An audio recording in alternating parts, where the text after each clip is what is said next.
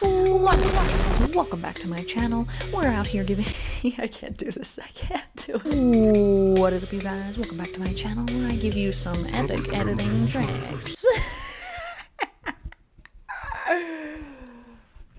Oh, be sure to subscribe, hit that notification bell if you want to see some more of my face. A little too much? Was that too much? I wanted to help you guys out, okay? People aren't very good at making videos like that. I'm not trying to insult you, okay? Whoa, back away. You're getting a little too close, okay? 6 feet. I think people just need to know some basic things. Some basic things that'll help them out. I'm here to help you, okay? That's what I'm here for.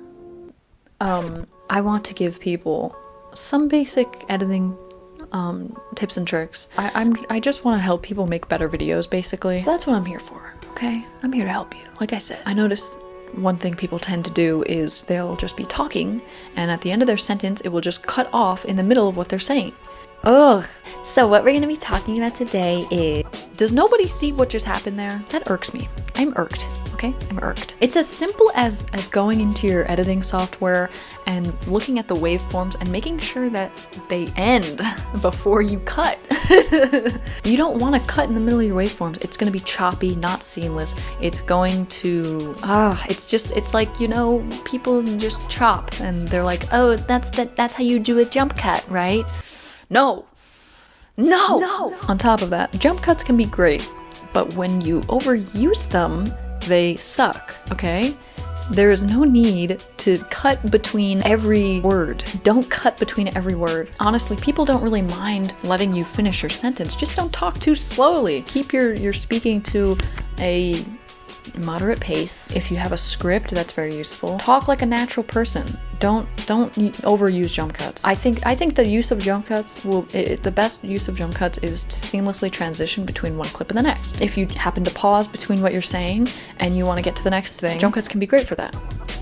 Like what I just did. And what I just did is actually called an L cut. There are two different types of cuts I'm going to be telling you about right now. One of them is an L cut, and that's basically where the audio from the first clip that you're recording goes into the second clip. I can be talking right now and suddenly my voice is over something else, and that's just me putting that audio over a different clip. I'll have one clip where I'm talking, okay?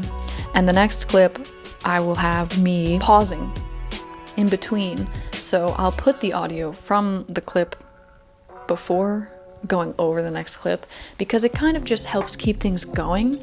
And then there's like a movement on screen, like of the pause and then me starting to talk again, and for some reason I just think it looks good and it keeps the viewer engaged because they don't really expect it. I think that's kind of why it works. The J cuts, you can use those to, it's basically the opposite. The second clip's audio comes in while the first clip is still going.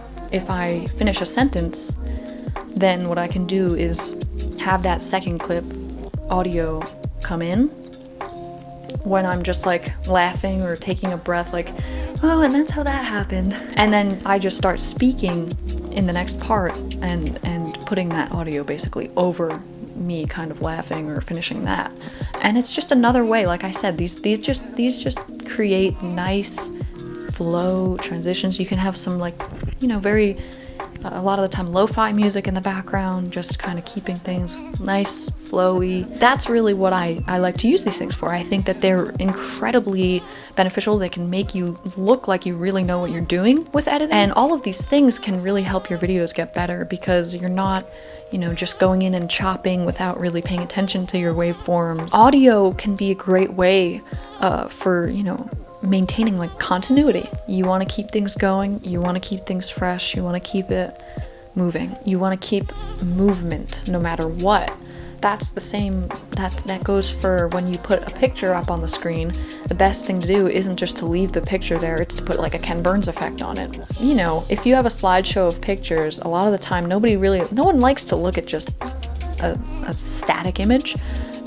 The best thing to do is, in a lot of these applications, it's just a Ken Burns effect. You just go in and put start and end points, and suddenly the picture is so much more interesting to look at because there's movement.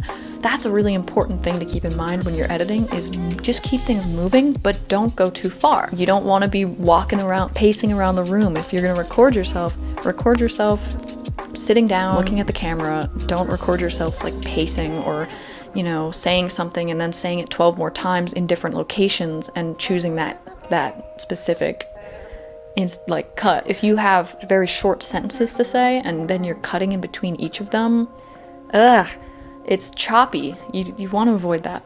In my opinion, best thing to do, have a minimal script. Have an idea of what it is that you're going to say, so that whatever you do say, you're not really, you know, having to cut constantly. I just think it does distract the viewer when you're cutting too much.